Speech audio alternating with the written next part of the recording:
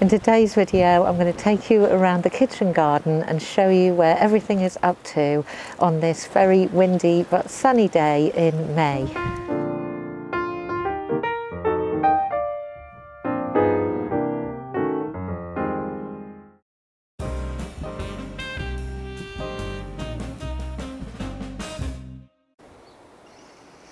So just about to show you the brassica bed, and I've taken the netting off, and almost immediately, who have we got here? Hello. You a little cabbage white. There it goes. Look at that. So this is the fear of taking the mesh off. It's almost like it heard me, taking the mesh off, and here they come. Okay, so here we are at what has been the brassica and garlic bed over the last few months, and you can probably see if you watched my last video that I've taken out quite a lot of the kale and the brassicas, and I'm about to take out the rest of them because their time has been. But let's show you first what we've got here that's going to get harvested today. Look at that. Absolutely beautiful. I'll take off the head because it's just starting to kind of open up a bit. So I left it maybe a day too long, but I wanted to show you, and it was too cold yesterday. And then I'm going to be clearing this bed, putting in some more compost and getting ready for the next plantings. But here is the bad news, which is I have got rust on my garlic. And oh, really disappointing, but what can you do? So this is really common to get kind of problems with rust. Didn't have them at all in my first year planting garlic, and this is a different bed, but here it is. And when I look at these planting spacing now, I think it's partly spread because they're so close together, but ultimately I can search and search for an answer, but rust does come and we do suffer. So if you haven't seen rust before, let's see if I can get honed in on this. Can you see that orangey stuff there? And that spreads like mad, and especially in the wind here in this coastal garden. In fact, I probably should cover it back up as soon as possible so it doesn't get onto my shallots. I don't know if they're affected by them.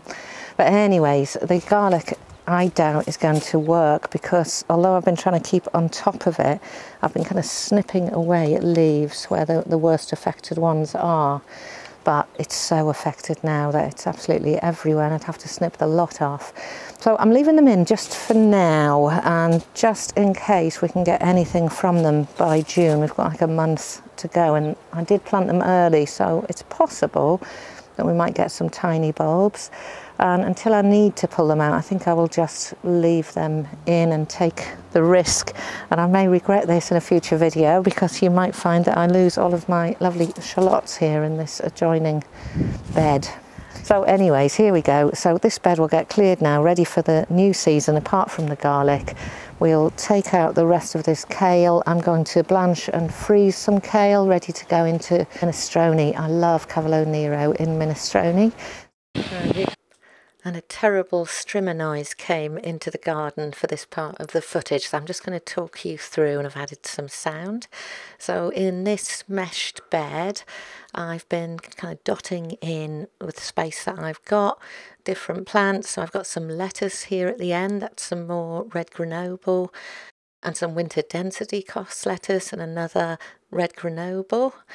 And then we've still got some brassicas going here, so they're late, but we are going to get a bit of a harvest from them, and then I'll be clearing these out now along with the CAVOLO NERO that you can see there. And then at this end of the raised bed we've got our peas in, so we've got some Charmette petit pois and then some sugar snap peas, and I've just got a rather bendy support in there, so hopefully they'll start growing up soon. And then we have some broad beans. These were some old seeds that I had, and so some of them have germinated and some of them haven't. And then if you can just see behind there where I haven't had germination, I've popped in some more lettuce.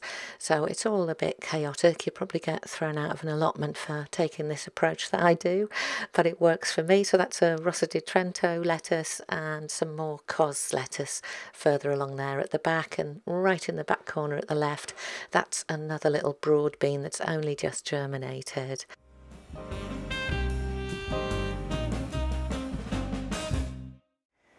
And then in the spare tea, I've just taken the plastic off. It's still on at the moment, partly because of the rust actually, so I may leave that on for a few more days. So in this bed we've got some lovely healthy shallots growing. We've also got these sort of Japanese spring onions, so they're kind of mingled in a bit with the shallots because they're so long. But these ones here, and then next to those, my very first attempt at growing carrots, and they're very small and they look like they need some water today. And then I've got some more spring onions to go in, so I'll probably put the next batch of spring onions, which are white Lisbon, along this row here in the next few days, I think. I need to do a bit more planning. And then, as you can see, we have this amazing jungle of the rainbow chard, so the golden chard and the pink passion chard that I've been enjoying so much. Going to seed now, probably because it's too hot under the plastic, I should think. And I'm not watering enough because it's a slight faff to raise the plastic. Hinged bed needed. So I'm going to cut down these ones that have gone to seed. And then I'll do some freezing of the stalks and probably the leaves. And then at the end of this raised bed, I've still got some lettuce, absolutely desperate for a harvest in there, and they are rising up a bit now, so they will be going to seed. So this bed, our covered raised bed, has been absolutely fantastic through the winter, but it's time to move on. As with all of the beds really, one way or another, I'm moving forward now, and that means taking some of these lovely plants out, but saving them, freezing them, drying them, all of the things that I like to do, so it doesn't feel so bad when you're doing a big clear. And then the beautiful apple tree has taken a battering again every year, so let's see if we get any apples this year. It had loads of blossom on it, it was doing really well, and then we've had the usual storms.